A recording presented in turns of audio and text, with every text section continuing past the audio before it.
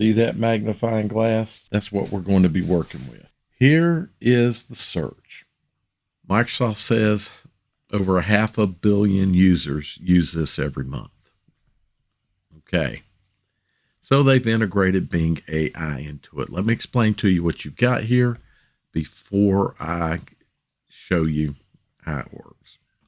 So what you see, you've got the introducing the new Bing, and it says try now. Click that, you'll go to Edge.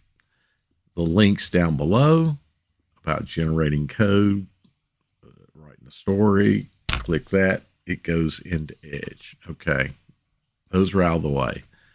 Let's look and see what happens when I type into the search box. Now, once you put something into the search box, if you've never used it, it gives you options of where to search. And you'll notice the very first option, it says chat.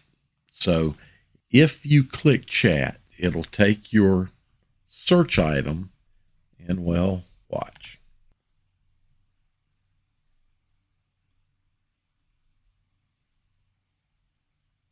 A little bit of time, but there it is.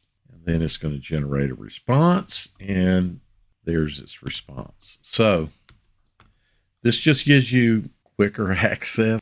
It may give some people a quicker access into the chat AI interface. If you notice in the center there where it says choose a conversation style, my previous video covers how those work. So let's look a little bit further at what we have that's maybe worthwhile.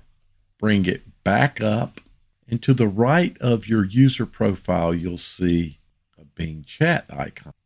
And if we go over and click it, there we go.